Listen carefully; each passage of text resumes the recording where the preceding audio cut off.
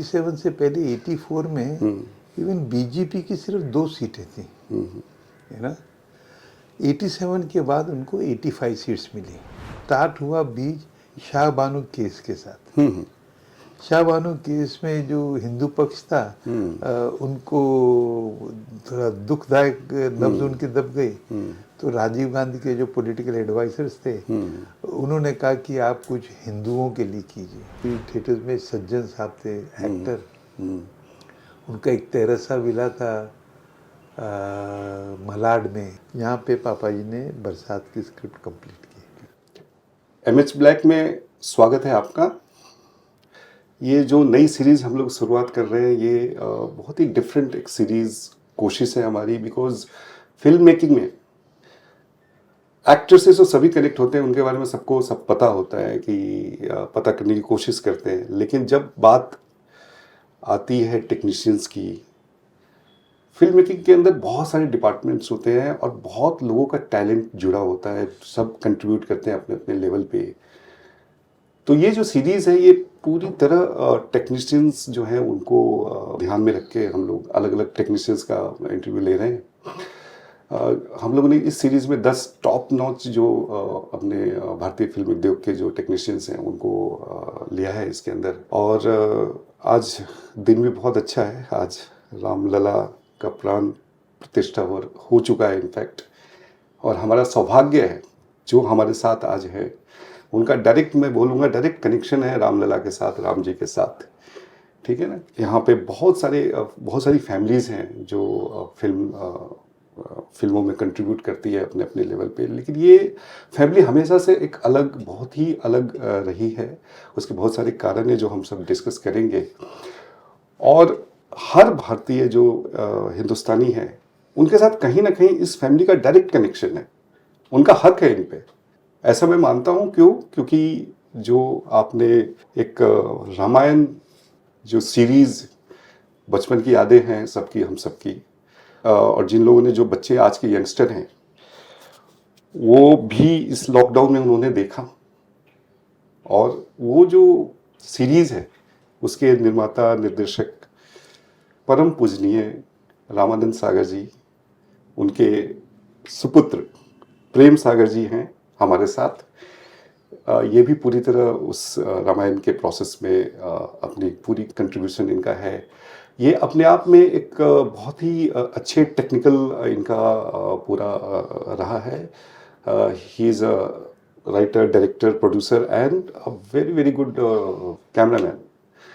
इनको FTI से gold medal मिला था, काफ़ी फिल्में की है इन्होंने।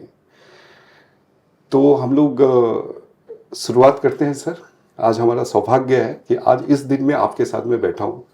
एक कोइंसिडेंस है, आपकी लाइफ में कोइंसिडेंस बहुत हुए हैं जो मैंने सुना है, पढ़ा है। ये भी एक मेरे साथ कोइंसिडेंस हो गया। ठीक है सर। मैं ना बिहार से आता हूँ सर, और मुझे अच्छी तरह याद है एक छोटे से शहर में हम लोग रामायण जब देखते थे सर, तो मोहल्ले में 3-4 टीवी होने के कारण जब हमारे घर पे संडे को सुबह कम से कम 150 से 200 लोग आते थे, और हम लोग उसका पूरा इंतजाम करते थे। और उसके बाद जब हम लोग वो पूरा देखते तो अगले हफ्ते का वेट करते थे। ये जो इंसिडेंट्स है, ये आपको अगर पिछले सेंचुरी के 10 सबसे बड़े इंसिडेंट्स होंगे अगर हिंदुस्तान की, तो उसमें से आता है ये। इसलिए मैंने आपको बोला कि आपका जो कनेक्शन है, आपके परिवार का कनेक्शन है, हर भारतीय के साथ है। उनका हक है आप पे और आपका हक है उन पे सर। क्योंकि ये जो बहुत सारे डायरेक्टर्स हैं, प्रोड्यूसर्स हैं, लोग फिल्में देखते हैं, लेकिन इस तरह का पर्सनल कलेक्शन होना, आज मुझे भी बहुत अच्छा लगा कि जब अब मैं आपके साथ बैठा और इस तरह की बातें कर रहा हूँ। हम लोग शुरुआत करेंगे सर। सबसे पहले जैसे मैंने अपना एक्सपीरियंस बताया कि एक छोटे से शहर में हम लोगों ने किस तरह से रामायण को देखा, समझा, और हमारा क्या माहौल होता था, आपके तरफ से क्या था सर उस समय? सबसे पहले तो मनीष जी, जय श्री राम। जय श्री राम सर। और MX ब्लैक के व्यूवर्स को सागर परिवार से और मेरी तरफ से जय श्री राम। आज दिन जो आपने कहा बहुत मतलब शुभ दिन है, उसके अंदर मैं एक छोटी सी अपनी पर्सनल भावना जोड़ना चाहता हूँ कि आज जो राम जन्मभूमि में मंदिर की स्थापना हुई है, रामलला की प्राण प्रतिष्ठा हुई है, इसका बीज मेरे पूज्य पिताजी आदरणीय डॉक्टर रामानंद सागर जी ने डाला था 1987 में। अगर आप देखेंगे 87 से पहले राम की इतनी भक्ति शायद नहीं थी। 87 के बाद भक्ति हुई और वो बीज लाल कृष्ण अडवाणी जी ने अयोध्या से अपना सोमनाथ से अयोध्या राम के रथ यात्रा में लेके गए 989 या 90 में। एंड अब जाके 2023 में उसको जो गर्भ में बीज था वो कल युग में उसमें प्राण आ गए, जिसका श्रेय मोदी जी को जाता है। एंड कल युग में राम का आना ये बाय इटसेल्फ बहुत सिग्निफिकेंट बात है, क्योंकि युग तो बदलते हैं।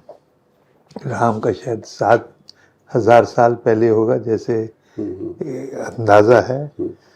तो युग जब बदलता है, जैसे हमारे घर बदलते हैं ना अपने ज्योतिषी में, है ना, एरी से पिसी से ताउरस, तो उसके बीच का जो पीरियड होता है ना 21, 22, 23, 24, उसको कस्प कहते हैं। ओके। तो हो सकता है कि ये हम मतलब आने वाले रामराज का कस्प है। हम कल युग में राम जी का भी प्राण प्रतिष्ठा हुई है, उनका जन्म हुआ है, जिसका बीज पापा जी ने डाला था। एंड ये कस्प पीरियड हो सकता है, क्योंकि मोदी जी कोई ऑर्डिनरी इंसान नहीं है, वो योगी हैं। एक तो एक छोटा सा इंसिडेंस बताऊं,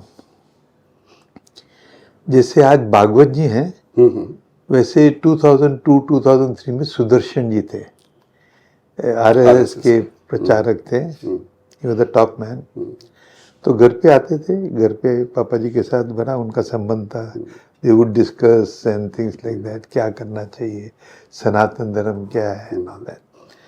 तो 2002 में एक इंसिडेंस पापा जी ने उनको बताया कि कैसे अमर अवतार बाबा जी 1972 में उनके दर्शन हुए थे, ये बताने के लिए कि आप पैदा हुए हैं रामायण बनाने के लिए। ये चमत्कारी इंसिडेंस है। तो सुदर्शन जी ने कहा कि यार कमाल है, मेरे साथ भी कुछ ऐसी घटना हुई है 2002 है। तो मैं बैठा हुआ था चुप करके, जैसे काक भुजंडी कहानी सुनता था, चंद्रमाली रामायण बता रहा था, वो तो मैं भी सुन रहा था। तो कहते हैं कि मुझे एक साधु मिला जंगलों में से, मैं कुछ तप करने गया था, तो साधु मिला, तो उसने एक भविष्यवाणी की है, पता नहीं होगा कि नहीं होगा पता नहीं, बट ऐसी, क्योंकि यू हैड अ इंसिडेंस, तो मैं भी अपनी एक एक्सपीरियंस बताता हूँ। उन्होंने कहा था कि हिमालय से एक साधु आएगा। अच्छा। 2011 में। ओके। और वो हिंदुस्तान की पूरा मतलब कल्प बदल देगा। अच्छा। Which was pointing towards Modi ji. And उस टाइम मोदी जी कुछ भी नहीं थे। तो मैं एग्जैक्टली देखो 2011 में मोदी जी आए। एंड उसने ये भी कहा था कि 15-20 साल वो रहेगा। एंड 15-20 साल ये इंसिडेंस मेरा देखा है। तो आई कैन नॉट, क्योंकि 1998 में या कहीं पे अहमदाबाद में मैं गया था, एक राम का फंक्शन था, तो मोदी जी कर सेवक थे, जमीन पे बैठे हुए थे, काम कर रहे थे। उस टाइम किसने सोचा भी नहीं था कि ये चीफ मिनिस्टर बनेंगे या ये बनेंगे, बट भक्ति तो पूरी थी ना। अच्छा। राम की भक्ति तो कन कन में थी, उनके मन मन में थी, जन जन में थी। तो ये इंसिडेंस बड़ा ही अनयूजुअल इंसिडेंस था कि मोदी जी की प्रिडिक्शन एक साधु ने सुदर्शन जी को की थी। Can you imagine? Amazing. Anyway, मैं जो कह रहा था कि मतलब 87 के पहले इतनी अवेयरनेस शायद राम को लेकर नहीं थी। एंड 87 से पहले 84 में इवन बीजेपी की सिर्फ 2 सीटें थी, है ना। 87 के बाद उनको 85 सीट्स मिली। एंड उसके बाद सोमनाथ रथ यात्रा निकाली अडवाणी साहब ने, तो सनातन का अवेयरनेस हो गया। एंड उसकी वजह से बीजेपी को 161 सीट्स मिली 99-98 में, जिससे ये गवर्नमेंट बनी। पहली बार, हाँ। You see, पहला नीव responsibility I would say to doctor Ramanand Sagar. And ये मेरा भाग्य है कि इतने बड़े ऋषि का मुझे पुत्र। हाँ, बिल्कुल बिल्कुल बिल्कुल। एक्चुअली क्या है कि जब राम जी धरती पे आ रहे थे ना, तो सब देवी देवताओं ने सोचा कि यार राम जी धरती, विष्णु जी जाएंगे हरी धरती पे, तो इनका ख्याल कौन रखेगा, इनको पानी कौन पिलाएगा, इनको नींद कौन कराएगा। तो वो सब ना बालू बन के, बंदर बन के, वानर बंदर नहीं होता है, वन में रहने वाला इंसान वानर होता है, है ना। तो भी जैसे पंचवटी में उनकी कुटिया बना दी, सडनली कहाँ से वानर आ गए, जंगल में रहने वाले लोग आ गए, तो मुझे भी बंदर बना के भेज दिया पापा जी की सेवा के लिए। नहीं। अच्छा, मैं जानना चाह रहा था और ऑडियंस भी जानना चाह रही है आपके परिवार के बारे में, आपके परिवार के सदस्यों के बारे में, क्योंकि पूरी दुनिया ही पापा जी बोलते हैं, तो हम भी बोलने का वो कर सकते हैं। जरूर, बिल्कुल, क्योंकि मैं तो चाहता हूँ कि जो उनका पूरा जो देन है, मतलब एक रामायण बनाने का, वो बनाना नहीं है, उसको बनाना बहुत छोटा वर्ड है। जैसे कि वाल्मीकि जी ने एक रूप में रामायण को दिया, फिर तुलसीदास जी ने जन जन तक पहुंचाया। ये जो जन जन तक पहुंचाना, रामायण को जन जन तक पहुंचाना ऑडियो विजुअल माध्यम से, उसके पहले हमें उतनी रामायण की कहानी के बारे में मालूम नहीं था। जो थोड़े बहुत घर में नाना नानी दादा दादी बता दे या थोड़े बहुत टेक्स्ट बुक में पढ़ ले, लेकिन जो पूरी रामायण आज जो हमारे जनरेशन के सबको रामायण के बारे में सब कुछ पता है, एक एक इंसिडेंट्स के, जस्ट बिकॉज ऑफ ये अपना सीरीज। और उसमें जो मैजिकल पावर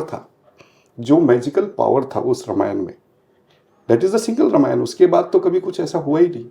वो उसको क्या बोलेंगे, वो बस हुआ है, वो एक इंसिडेंस है जो हुआ है, एक माध्यम से हुआ है, और उसके बाद बहुत सारी चीज़ें बदली। तो बिल्कुल सीधी सी बात है कि बहुत सारी चीज़ें बदली, एक अवेयरनेस, ये वो बहुत, अब उस एक जितनी बातें करें कम है। रामायण का बनना, जहाँ आप जैसे बोलो कि प्रोजेक्शन ह्यूमैनिटी में आना, ये एक दिव्य योजना थी। अच्छा, हाँ। ये मैन मेड नहीं था। अगर मैं रिट्रोस्पेक्टिव में देखूं, तो जब एक शिशु पैदा हुआ था, तो उसका नाम चंद्रमौली रखा गया था, जो बाद में रामानंद सागर हुआ। अभी चंद्रमौली शिव भगवान का नाम है, जो चंद्र को धारण करते हैं। एंड शिव, सबसे पहली रामायण की रचना शिव भगवान ने पार्वती माँ को की थी। एंड वहाँ पे काकभूषुंडी जी छुपके से बैठे हुए थे। अच्छा। तो उन्होंने कथा सुनी, एंड मतलब मर्यादा पुरुषोत्तम राम भागते हुए गए, पंची सभा में बताई। पंची सभा से ट्रैवल करते हुए वाल्मीकि जी के पास आए। वाल्मीकि जी ने उनको 24,000 श्लोकों में लिखा। तब आगे लिपि, the period changes, society changes, social media changes, language changes. तो लिपि आई, तो तुलसीदास जी ने उसमें लिपि में अवध की भाषा में उसे रामचरितमानस लिखा, है ना। अभी आ गया इलेक्ट्रॉनिक एरा, प्रिंट मीडिया तो खत्म हो गया। तो ये इलेक्ट्रॉनिक मीडिया के बीज 1917 में 29 दिसंबर को डाला गया था, जबकि एक शिशु पैदा हुआ था, चंद्रमौली। ओके। वो 87 में बीज ने फल लेना था। अगर उनकी सारी जर्नी आप देखेंगे, जब उनका नाम संस्करण हुआ तो नाम रख दिया राम आनंद। उस टाइम पता था कि ये 2 साल का शिशु रामायण बनाएगा, विच विल क्रिएट मतलब एक काइंड ऑफ हिस्टोरिकल। एंड जब शादी हुई तो मेरी माता, पूज्य माता जी का नाम लीला था, तो वो रामलीला बन गए। और जब पहली बार मुंबई नगरी में आए तो उनको लगा मैं कुबेर की नगरी में आ गया हूँ। अच्छा। तो आपने क्वींस नेकलेस देखी होगी, marine drive to Charni road. तो इमेजिन जो इंटीरियर में रहता है, जिसने कभी वरुण देवता मतलब सागर, तालाब, नदी, एनीथिंग विद जल इज वरुण। हाँ। तो वरुण देवता मतलब जो उनका अंश सागर का था, जो समुद्र का था, उन्होंने कभी समुद्र नहीं देखा था। अच्छा।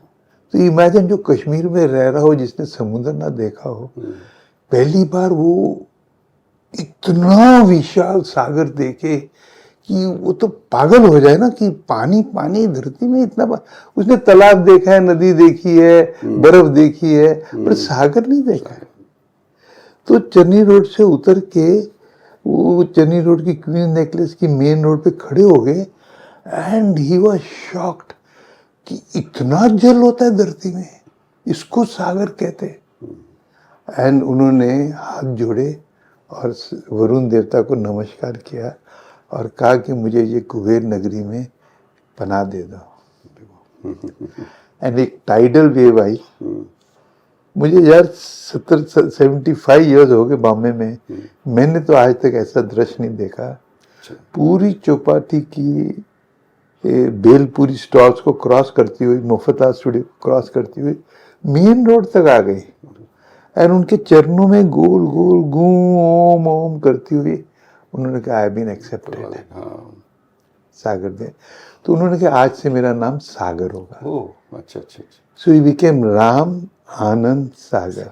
Okay. And one side Ram Leela. Oh. उनका ओरिजिनल सरनेम तो चोपड़ा था।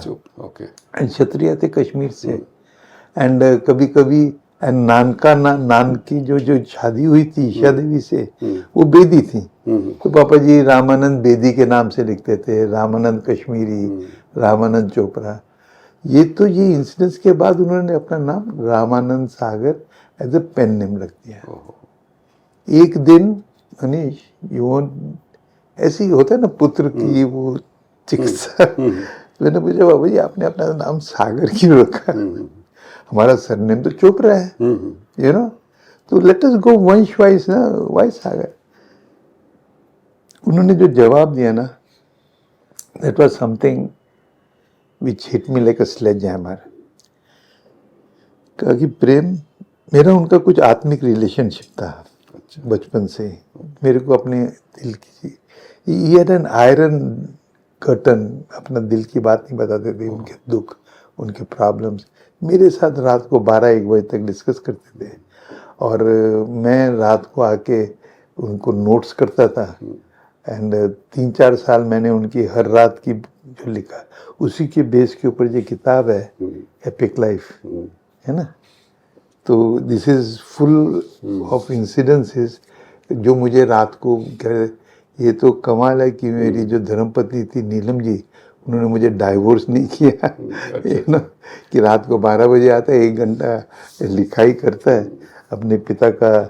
But this was part of my पितृ ऋण एंड पुत्र धर्म, जो मेरी अपनी।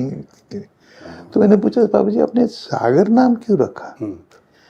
बोले सागर कोई मजहब नहीं देखता है, आप क्रिश्चियन हैं, मुस्लिम हैं, हिंदू हैं, जैन हैं, बुद्धिस्ट हैं, एंड सागर ये नहीं देखता है कि आप कौन सी वर्ण के हैं, क्षत्रिय हैं, शेड्यूल कास्ट हैं, एंड वो सबको 14 रत्न देता है, बिन पूछे देता है, बल्कि उनके जाके चरणों को धोता है। तो इससे बड़ा मतलब योगदान क्या होता है? तो उसके लिए मैंने अपना नाम सागर रखा, यू नो। तो this I thought was interesting for your readers. उसके बाद जब 161 सीट्स मिली तो वो गवर्नमेंट बन गई, है ना। तो उस टाइम जो गवर्नमेंट थी वो कांग्रेस थी, पापा जी को पद्मश्री दिया गया। आज तक ऐसे पुत्र मुझे दुख है। नहीं बिल्कुल, ये तो एक बहुत सोचने वाली बात है। प्रेजेंट गवर्नमेंट भी के लिए उनको सोचना चाहिए, सोचना चाहिए, क्योंकि वो तो सुरेश प्रभु की वजह से मिला। वो भी मैनिपुलेटेड है अच्छा। काइंड ऑफ उस टाइम भी। जो गवर्नमेंट थी वो उनको स्पेशली गाडगिल साहब एंड अदर जो मंत्री थे, गिल साहब एंड अदर्स, ये सुना है मैंने, उन्होंने एक्चुअली स्टार्ट हुआ बीच शाह बानो केस के साथ। शाह बानो केस में जो हिंदू पक्ष था उनको थोड़ा दुखदायक नब्ज उनकी दब गई, तो राजीव गांधी के जो पॉलिटिकल एडवाइजर्स थे उन्होंने कहा कि आप कुछ हिंदुओं के लिए कीजिए। तो राजीव गांधी ने एक स्कीम निकाली कि आप बनाइए, आप कीजिए, जैसे पीपीपी होता है ना, जैसे ब्रिजेस बनते हैं, ये है ना, पैसा आपका लगेगा, गवर्नमेंट आपको स्लॉट दे देगी एंड आप टाइम बेचिए एंड अपना पैसा निकालिए एंड थिंग्स लाइक दैट। अच्छा। तो गवर्नमेंट पैसा नहीं देगी पर government will give you slot. तो उन्होंने एक स्कीम निकाली जिसमें कि रामायण एंड महाभारत दो मतलब एपिक्स, इंडियन एपिक्स है, इसमें रिलीजन नहीं है। हाँ, Indian epics, correct. Indian epics है, इनमें रिलीजन नहीं है। तो ही वॉज वेरी पर्टिकुलर कि आएगा ये रामायण का जो टीवी पे शय है, जो सहरा है, वो राजीव गांधी को जाएगा, because he started the scheme. Political motivation थी, that is not the criteria, but बाकी जो ब्यूरोक्रेसी थी, बाकी जो मंत्रालय में लोग थे, उनको पता था कि अगर रामायण आ गई तो एक पक्ष बढ़ जाएगा। एंड उन्होंने इंस्ट्रक्शन दे रखी थी कि रामायण को मत आने दीजिए। बिल्कुल। तो 4 एपिसोड के काट के एक बना दिया, जो पायलट था। एक प्यून आके पापा जी को कहता है कि आपको डायलॉग लिखने नहीं आते, अंदर से मैसेज है। अरे वाह। तो उनकी काफी मतलब बड़ी दुखदायक पीरियड में वो गुजरे 3-4 साल। अच्छा। हाँ, मतलब बहुत एड़ियाँ रगड़ी है ना बाबू लोगों की and thing like that, but उनका दृढ़ निश्चय था मैं तो रामायण बनाऊंगा चाहे मुझे बंगला बेचना पड़े, है ना, ये उनका दृढ़ निश्चय था। एंड ये निश्चय स्टार्ट हुआ था 1977 में। ओके। 77 में हम एक फिल्म शूट कर रहे थे चरस, स्विट्जरलैंड में। मैं उसका डीओपी था, डायरेक्टर ऑफ फोटोग्राफी।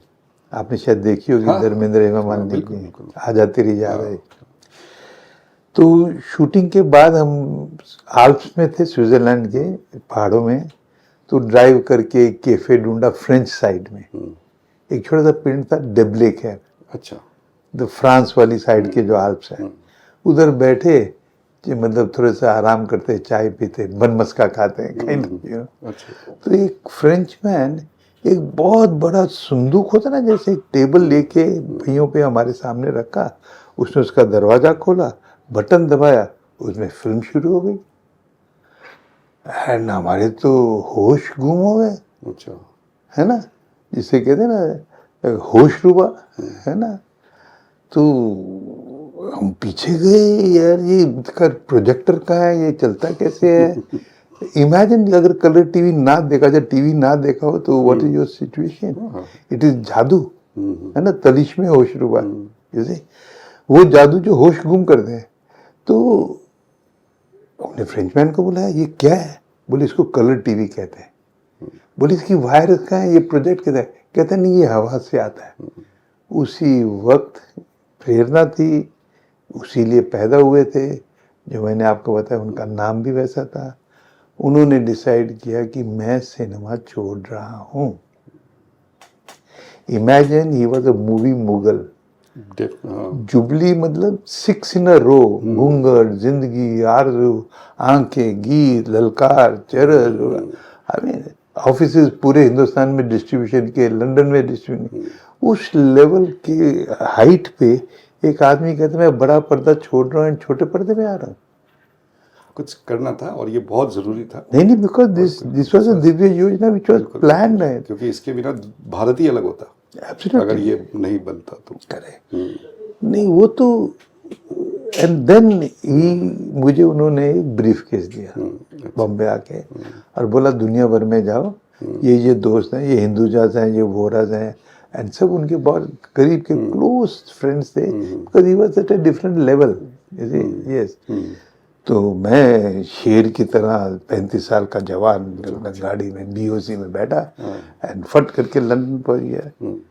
किसी ने सेक्रेटरी को बुलाया, ये पागल है इसको बाहर भेजो। किसी ने मुझे बुलाया कि तेरे पापा की उम्र क्या है, मैंने बोला 60। बोले वो सटक गया है। It was quite hello. एक शख्स नहीं मिला जो कि सनातन धर्म को समझ पाए एंड सनातन धर्म को रिस्पेक्ट करे। सबको सिर्फ धन की थी कि ये मुकुट और मूछ चलेगा कैसे, ये तो चल ही नहीं सकता है। क्या सागर परिवार मतलब बौखला गया है ना, कोई बड़े पर्दे से। पर पापा जी ने कहा मैं तो सिनेमा छोड़ रहा हूँ, मैं टीवी करूँगा, वीडियो कैसेट बनाऊँगा, मैं 12 संपूर्ण कला अवतार राम पे करूँगा, मर्यादा पुरुषोत्तम, 16 संपूर्ण कला अवतार कृष्णा पे करूँगा एंड आदि शक्ति, टोटल शक्ति माँ दुर्गा पे करूँगा एंड मेरी जीवन लीला समाप्त उसी में हो जाएगी। He was very sure in 77। ये तो बाद में। एंड देन चमत्कार के ऊपर चमत्कार होने लगे।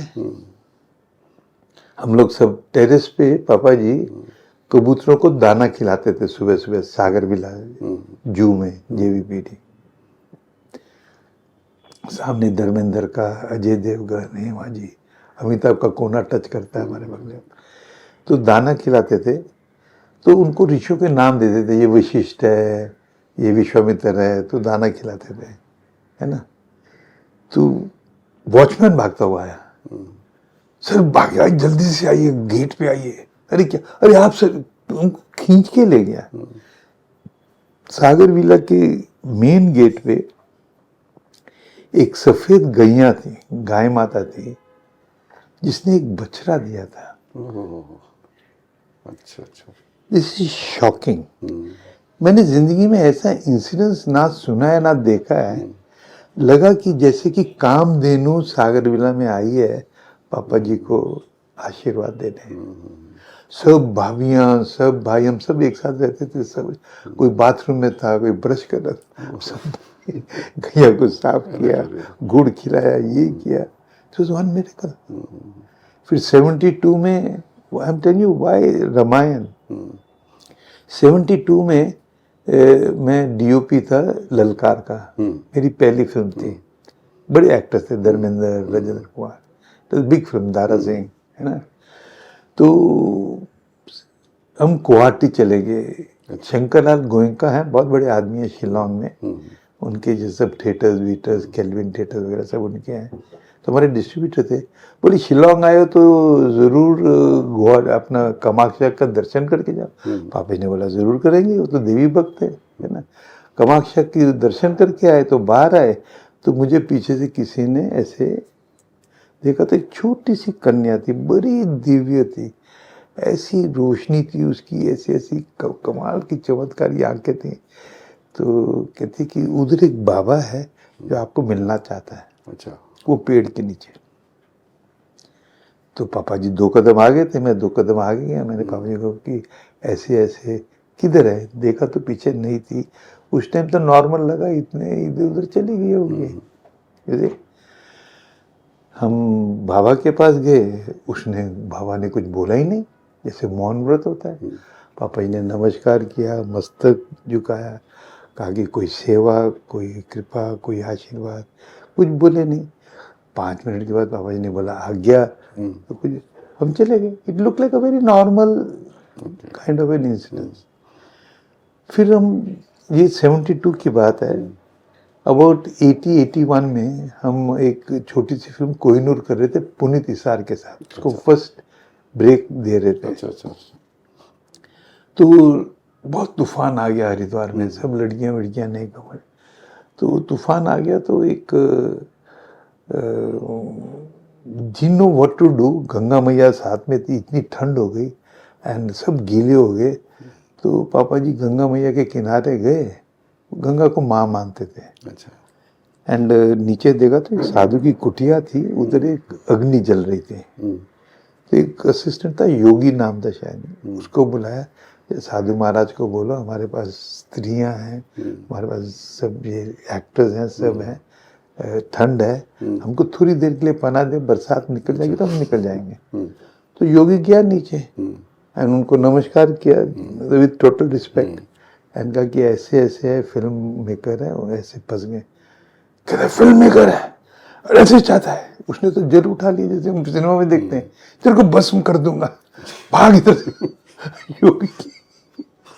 योगी तो धुम दबा के भागा उधर से।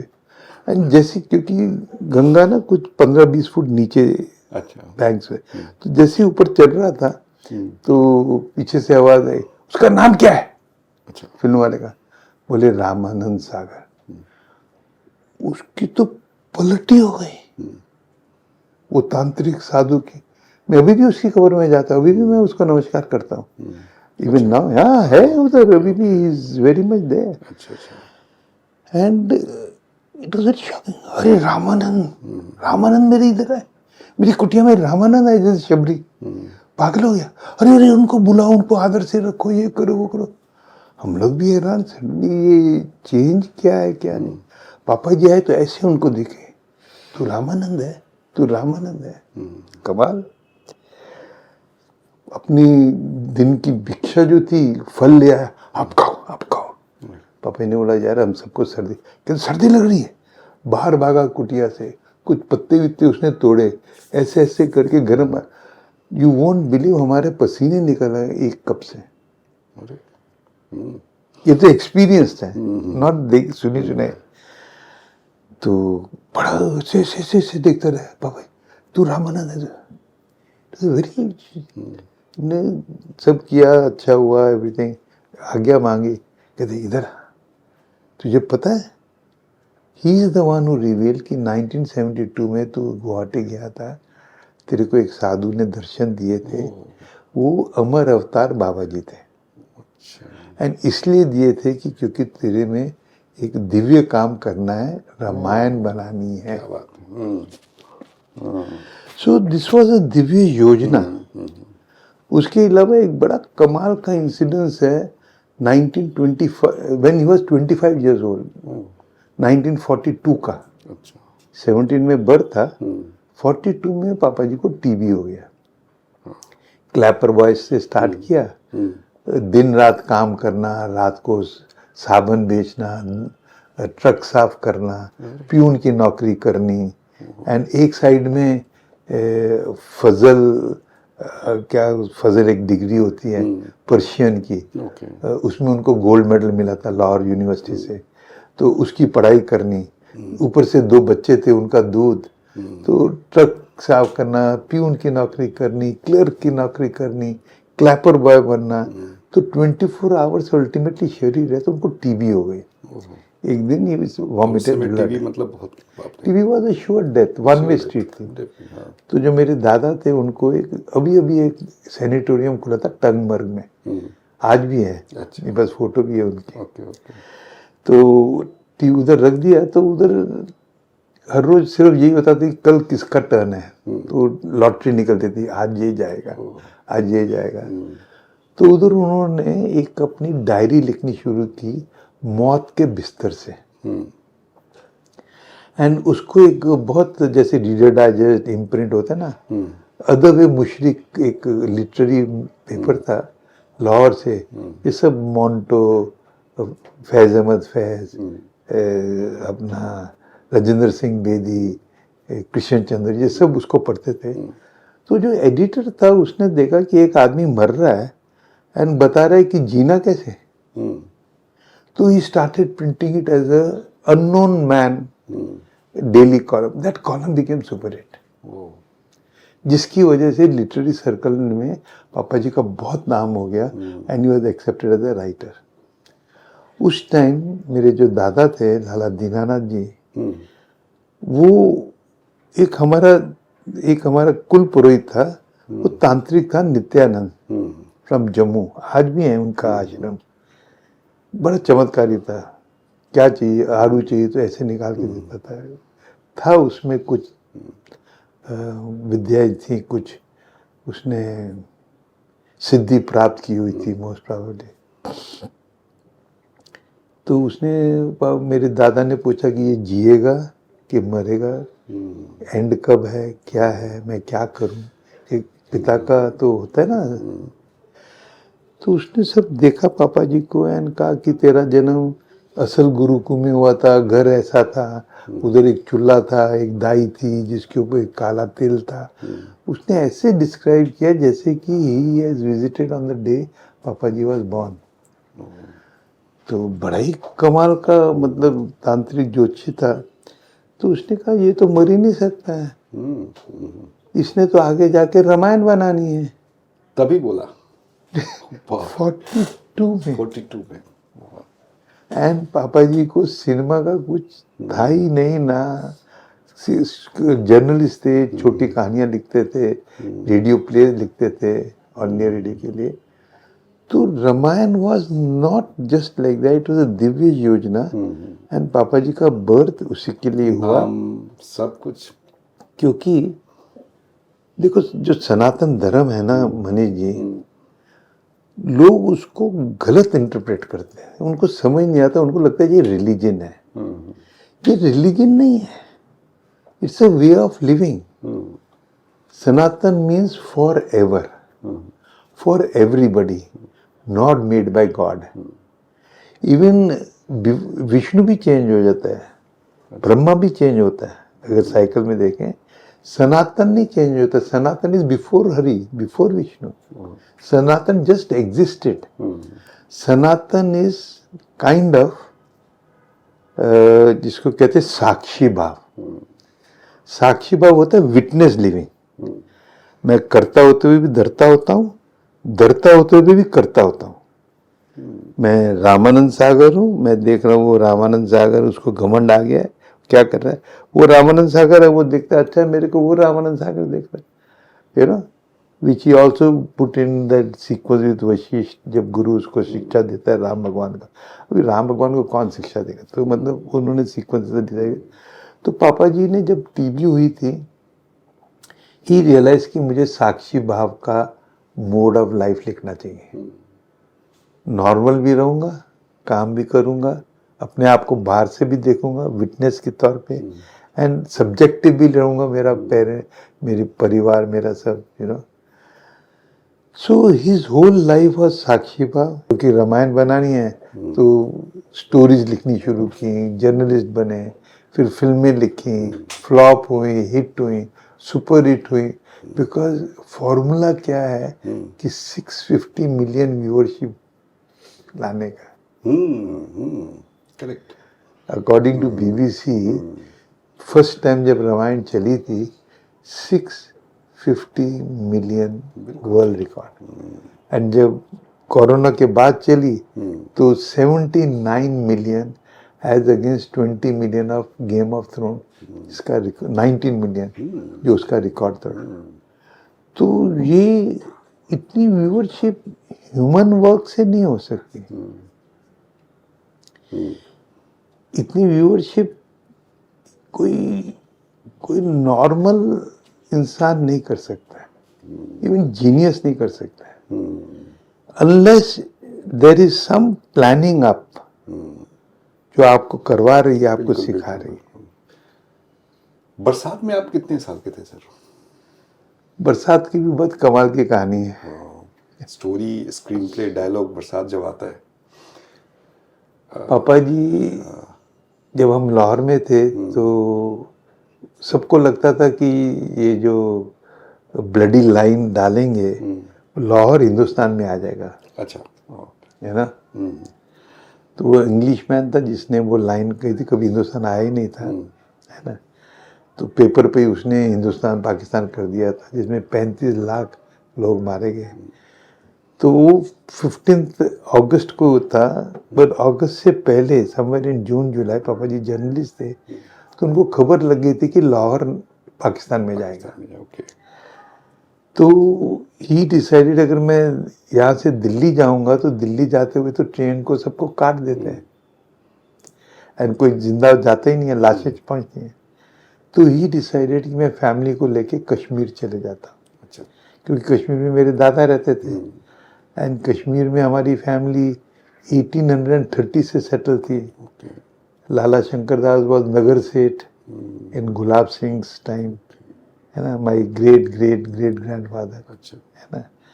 So he was the richest man in Kashmir.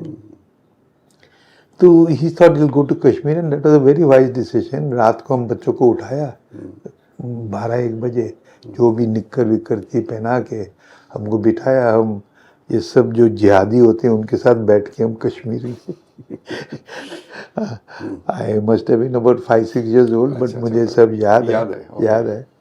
तो गए तो उधर हमको मेरे दादा ने अपने एक फार्म हाउस में हमको रखा. और पापा जी क्योंकि जर्नलिस्ट थे तो उनको पता था कि कश्मीर लिबरेशन, जो अपना जो राजा थे कश्मीर के हरि सिंह, वो सक्सेशन नहीं साइन कर रहे थे. हाँ. है ना. वो बड़ी चीज़ें थी. शेख अब्दुल्ला को कराची ले जाना का था, फैज़ अहमद फैज़ आया, है ना. तो फाइनली एक ऑपरेशन गुलमर्ग था.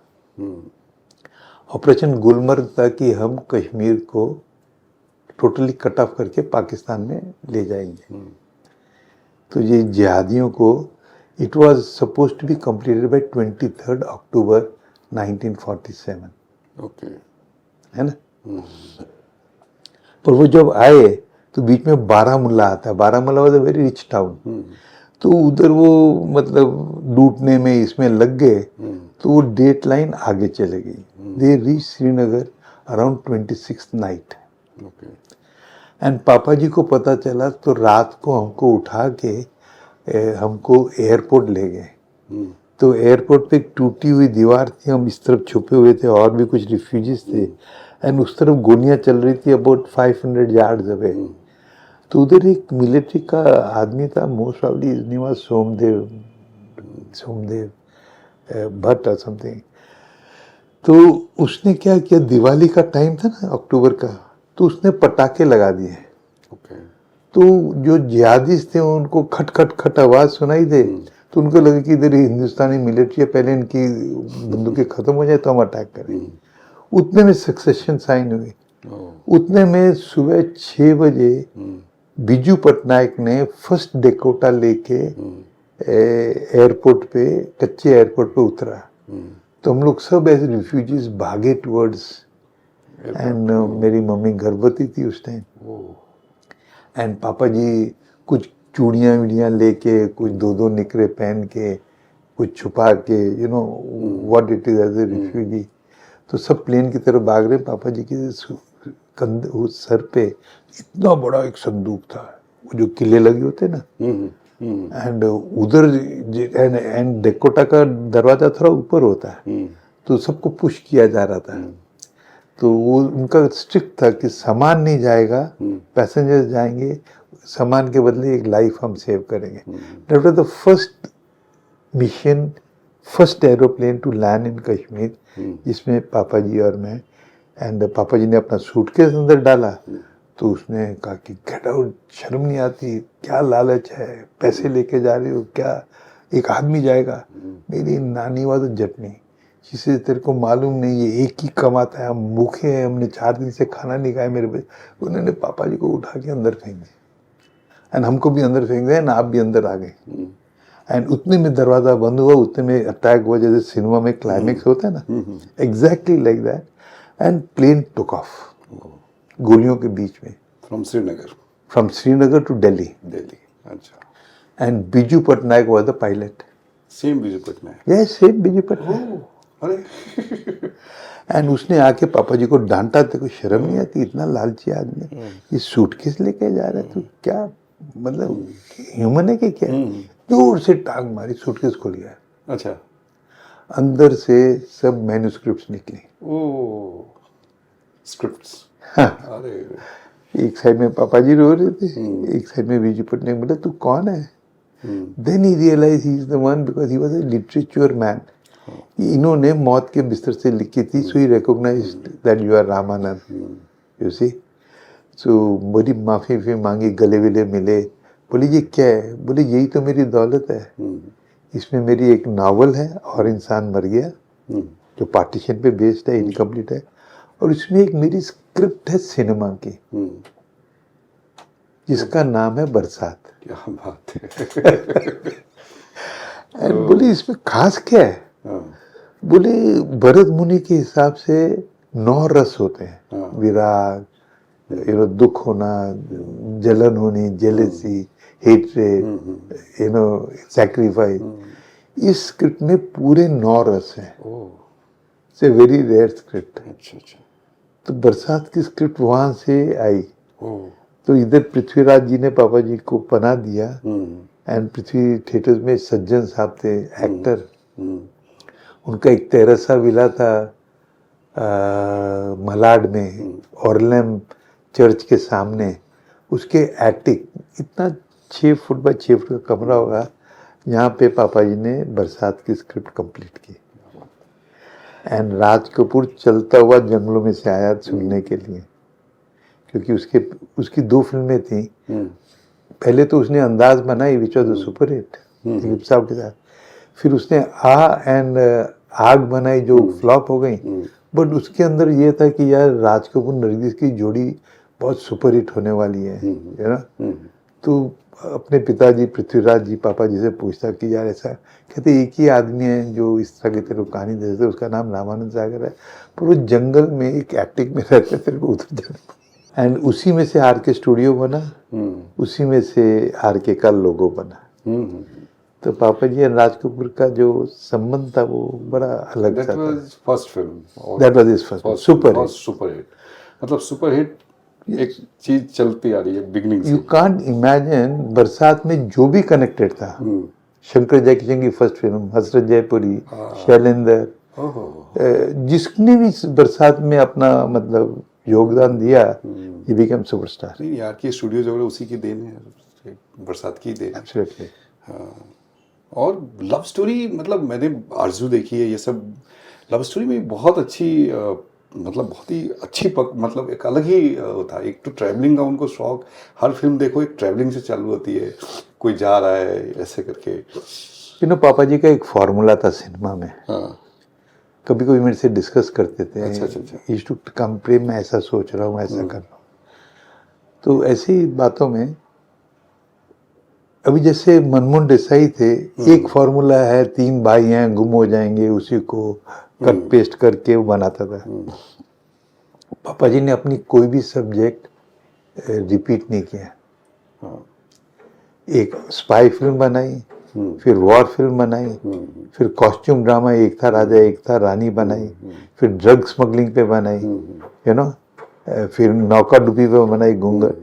He never repeated. Zindagi was based on Ramayan, Rajendra Kumar and Prithviraj. एक रात वैजंतीमाला बाहर रहती है, उसके ऊपर बेस्ड थी। तो सीता मैया का जो कैरेक्टर था, तो उन्होंने कभी रिपीट नहीं की। But her film, whether it was spy drama, it was costume drama, it was drugs, the love story was the more important thing. He was a romanticist in true sense. हाँ, बिल्कुल। और मुझे उनकी सबसे अच्छी film personally आरजू लगती है। मेरी भी बचपन में मैंने देखी। मुझे वो विजुअल, जो लास्ट का विजुअल है, वो जो जिसमें बैठी हुई है, आप बैठी हुई, अरे वो इतना स्ट्रॉन्ग विजुअल ना, वो हमेशा। मैंने एक दिन पापा जी से पूछा भी, ये आरजू आपको इंस्पिरेशन कहाँ से हुई? तो बोले एक हॉलीवुड की फिल्म थी, Doris day and James Stewart की, एन अफेयर टू रिमेम्बर। हाँ, काफी कुछ कहते जिधर वो खत्म होती है आरजू वादी। बहुत अच्छा। तो आपका फिर फिल्मों में कैसे आना हुआ? मतलब आप तो इतने उनके साथ थे, तो फिर एफटीआई गए सबसे पहले आप सर? मैं उस टाइम ना कोई दिशा देने वाला कोई नहीं था। पापा जी स्ट्रगल कर रहे थे। एंड पापा जी की पहली फिल्म तो हिट हो गई बरसात। उसके बाद उन्होंने बोला मैं प्रोड्यूसर बन जाता हूँ। अच्छा। तो सागर आर्ट का 1950 में मतलब जन्म हुआ है ना। तो पहली फिल्म बनाई बड़े जोशों से, निम्मी एंड प्रेमनाथ। एंड उस टाइम वो बहुत हिट जोड़ी थी, लाइक धर्मेंद्र हेमा मालिनी एंड सज्जन साहब एंड पूर्णिमा। वो सुपर फ्लॉप हो गई। उसके बाद फर्स्ट फिल्म सागरा, उसके बाद थोड़े से कुछ पैसे विसे कलेक्ट करके कुछ करके जुगाड़ करके एक छोटी सी फिल्म बनाई बाजूबंद, बलराज साहनी, सलोचना, है ना, रूपमाला। वो उससे बड़ी फ्लॉप हो गई। मुझे याद है हमारे पास एक मॉरिस गाड़ी थी 6913। सुबह पिता का होता है ना कि बेटे को दिखाना, अरे देख तेरे पापा ने क्या किया है। ऐसा है मनीष जी, जब पापा जी ने बरसात लिखी तो उनको 7,000 रुपये मिले एज ए राइटर। पता नहीं उस टाइम बहुत बड़ी एक रकम होगी। तो घर तो था नहीं, हम सब तेरेसा विला में रहते थे। तो उन्होंने सबसे पहले, अभी फ्लैट बन रहे थे, सबसे पहले एक हाउसिंग कॉलोनी एक सिंधी आदमी बना रहा था, mister Bhatia. It was called Bhatia building in Mahim, Konkar Nagar, Scottish school से पीछे। तो उधर एक 625 स्क्वायर फुट का उन्होंने फ्लैट खरीदा, वो पहली इनकम से। अभी उसमें 3 कमरे थे, एक पापा जी मम्मी जी के लिए, एक drawing room 10 foot by 10 foot, अच्छा, एक 2 सोफा, फिर उसमें एक छोटे छोटे 2 सोफे, फिर एक कोकोनट की लड़की जो ऐसे ऐसे करती थी। अब हमारे लिए बहुत बड़ी चीज़ थी चलो बताने के लिए। एंड एक कमरा था हम 5 भाइयों के लिए। तो 10 फुट बाय 10 फुट में हम 5 भाई 20 साल रहे। एंड जस्ट इमेजिन, जमीन पे बिस्तर डालने, एक दरवाजा था, उस सब दरवाजे के उधर सोना चाहते थे क्योंकि गर्मी इतनी थी तो वो ये पित्त लग आ जाती थी। तो झगड़ा होना कि आज विंडो के साथ। एक बाथरूम था 3 फुट बाय 3 फुट, है ना। तो झगड़े होने की, मेरे को स्कूल जाना है, मेरे को ये करना है।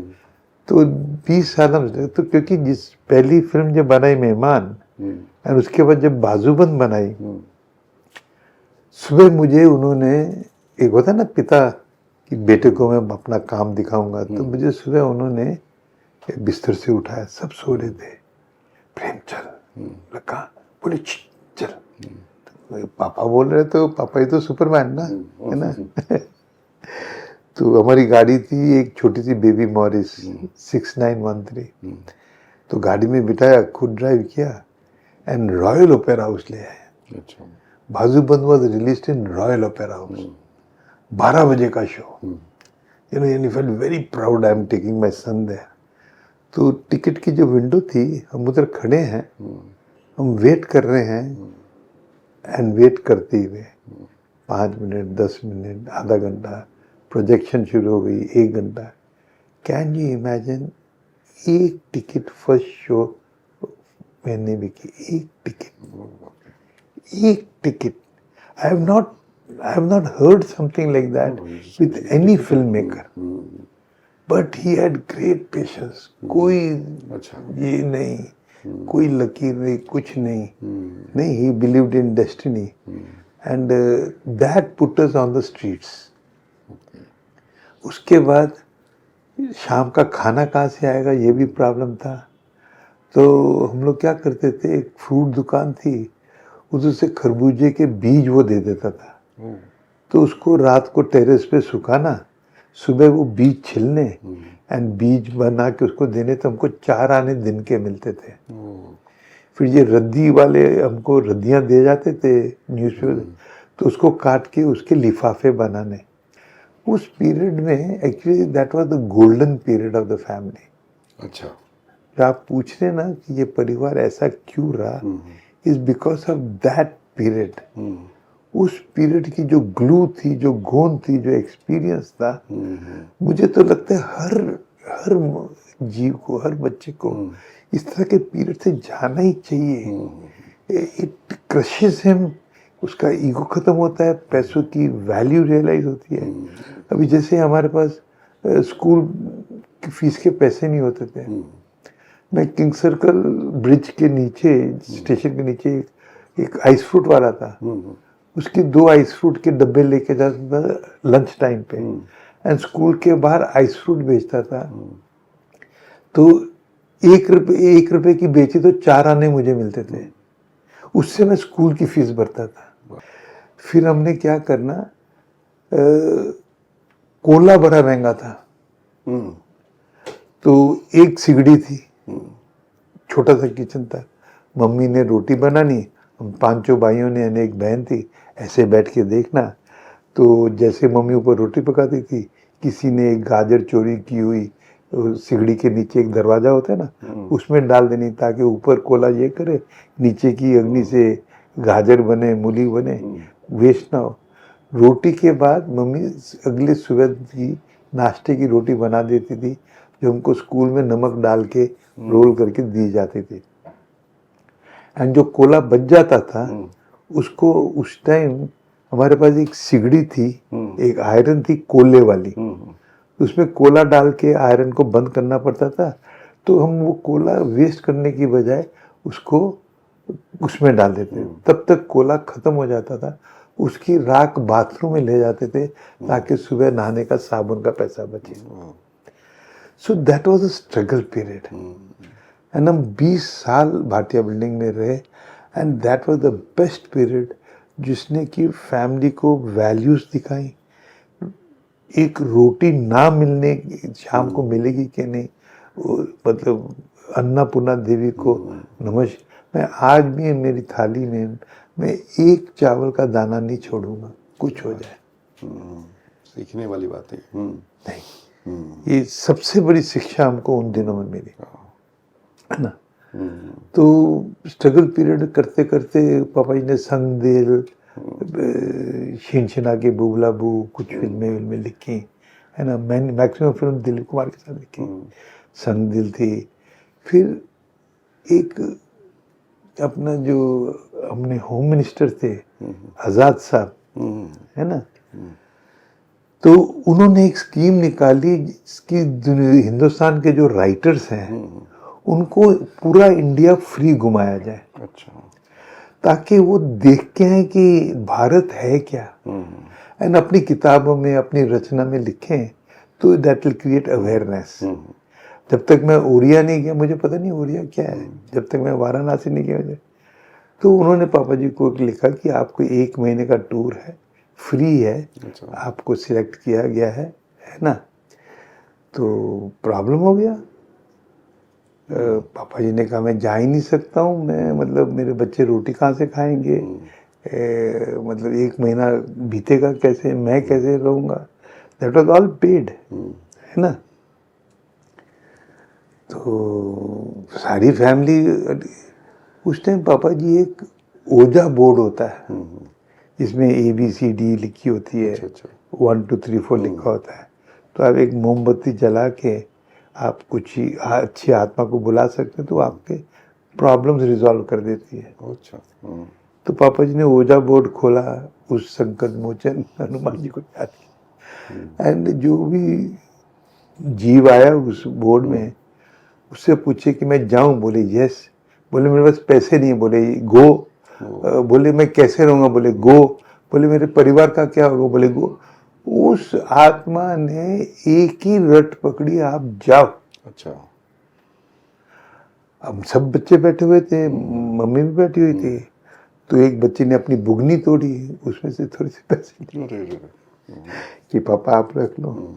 एक ने एक सेब छुपा के रखा हुआ था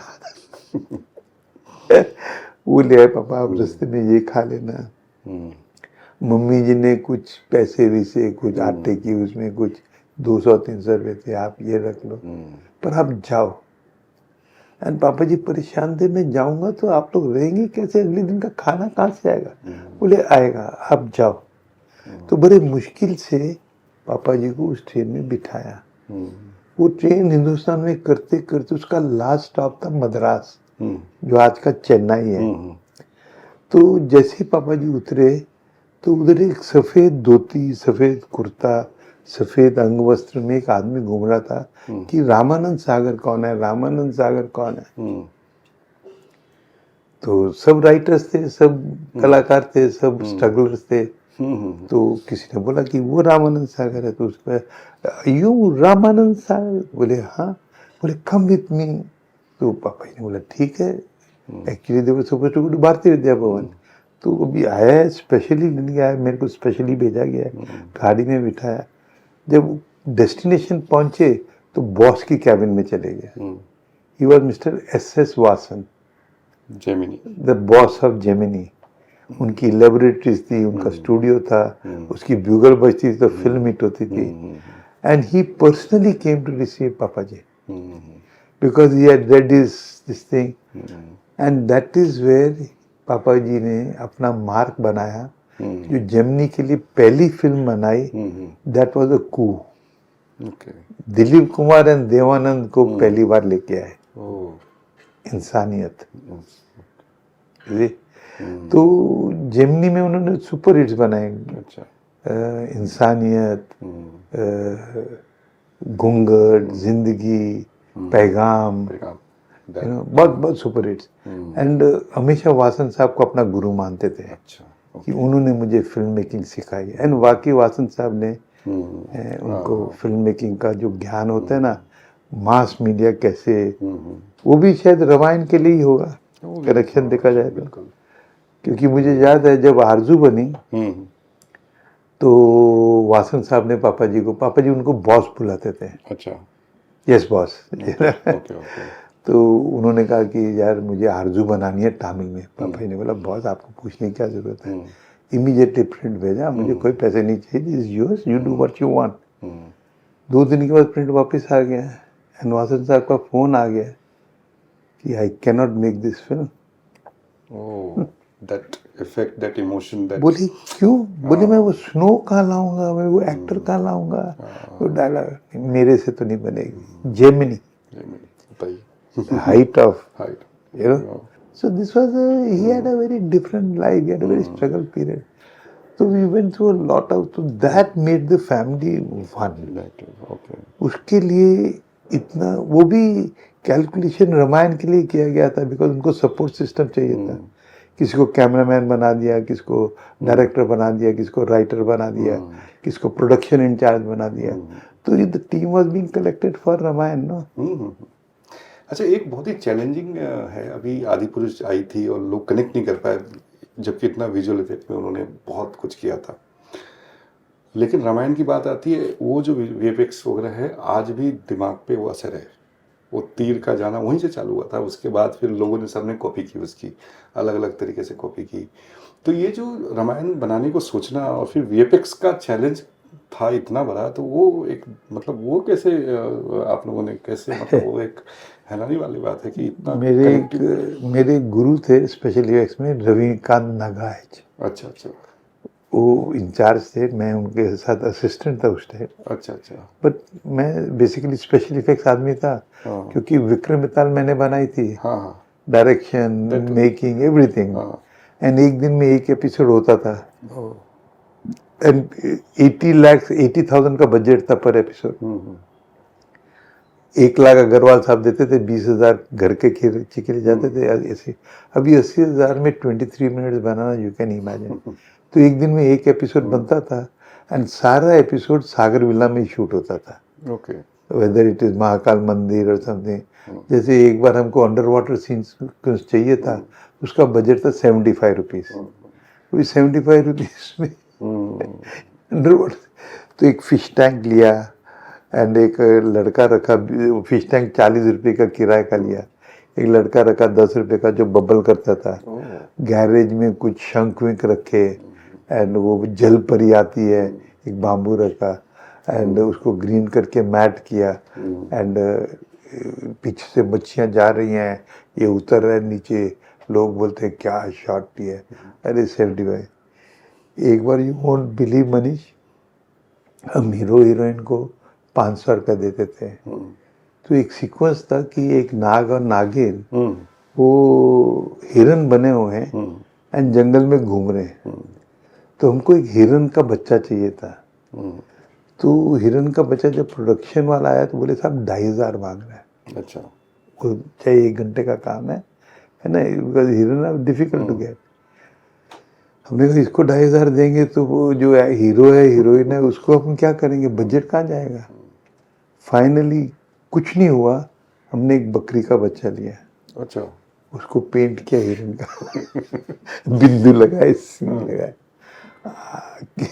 विक्रम है थोड़ा सुपर हिट। हाँ, आज तक किसी ने नहीं कहा कि ये बकरी है, हिरन नहीं। So we made special effects out of nothing, oh, out of just thinking. तो रामायण के स्पेशल इफेक्ट्स ऑलमोस्ट मैंने ही किए थे सारे। अगर आर्टिस्ट की तरफ से जो फिल्में, जो सीरीज स्पेशली बनी है, सब में स्पेशल इफेक्ट और ये उसी जोन की सब्जेक्ट सेलेक्ट किया सर, तो कोई ना कोई तो एक रहा होगा, क्योंकि सारी अलिफ लैला ले लो आप, कृष्णा, रामायण, सब तो उसी जोन में थे। नहीं, एक अलीफ लैला तो फैंटेसी थे, तो उसमें स्पेशल इफेक्ट तो चाहिए थे। चाहिए That was directed by me basically throughout. अलिफ Laila. Because I am a cinematographer, special effects man. अच्छा। ये मैं तुम्हें बता रहा था कि जैसे पापा जी ने कहा कि जो मारी सुबह जो विश्वामित्र का सीक्वेंस है वो रात को उड़े आएंगे। अच्छा। अभी रात को आप कहाँ स्काई लाइट करेंगे, क्रोमा तो है नहीं बादल, तो हम लोगों ने ग्लास मैटिंग करके कॉटन के बादल लगाए, जैसे शांताकारम, विष्णु स्वयं, देयर ऑल कॉटन क्लाउड्स, है ना। एंड हमारे पास एक स्पेशल इफेक्ट जनरेटर था SCG 2000 सोनी का, तो उसमें हम एटलीस्ट वो जो पैटर्न्स बनते हैं अराउंड द एरोस वो कर लेते थे। फिर हम फुलझड़ियाँ लेके, या चक्र होता है ना दिवाली में कुर्र, तो उसका वो लेके वी वुड सुपर इम्पोज, तो दिवाली के क्रैकर्स में से हम एरोस का इफेक्ट कर लेते थे, अच्छा। है ना। फिर एक साइड ऊंचा पिलर, एक साइड में छोटा पिलर, धागा बांध के तो एरो को ट्रैवल करवा देते थे, जैसे एक पाइप में डाल के। तो they were all effects done on the spot, some of them from ideas from silent films, है ना। जैसे किंग कॉन्ग का वो हाथ में जो सीक्वेंस है राम उसके चलता है, तो how do you create perspective, you know. तो everything was done in house. सूर्य जैसे सनमाइका काट के लगा दिया, जो बेंचेस थी उसके नीचे धूप रख दी, अगरबत्ती रख दी, लुबान रख दिया, तो फॉग धुआं का इफेक्ट आ गया। वो जो तो it was all in house. All in house ना, ऑल हाउस।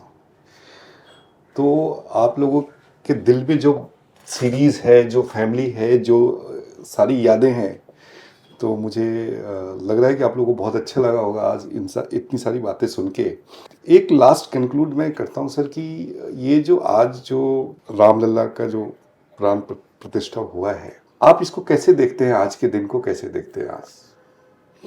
इट इज, ये भी भाग्य है कि आप हिस्ट्री को देख रहे हैं। ये सबके भाग्य में नहीं होगा। हमारी नेक्स्ट जनरेशन को नहीं दिखाई, वो सिर्फ बोलेंगे। आज जो हुआ है ये तो विश्व कुटुंबम हो गया है, सारी दुनिया एक ही फैमिली है, एंड एक साथ जीती है, एक साथ रहती है। ये सारा श्रेय मोदी जी को जाता है। वो योगी हैं, वो साधु हैं, वो पॉलिटिशियन नहीं है। इसमें मैं ऐड कर दूंगा कि मोदी जी को सारा श्रेय जाता है, लेकिन इसमें कहीं ना कहीं आपकी फैमिली और आप लोगों का भी जाता है, जो सही समय पे एक इतने हमारा जो कण कण में बोलते हैं राम, और उनको पहचान कराना नहीं पता था लोगों को बिफोर रामायण। एक भगवान की तरह मानते हैं, लेकिन वो जो कहानी है रामायण की कहानी जिस रूप में, तो बस वो चीज़ अच्छे से सुरक्षित रहे हमेशा के लिए, सदियों के लिए, टेक्निकल तरीके से, क्योंकि वो चीज़ दोबारा क्रिएट नहीं हो सकती है। बहुत बहुत धन्यवाद सर आपका। जय श्री राम।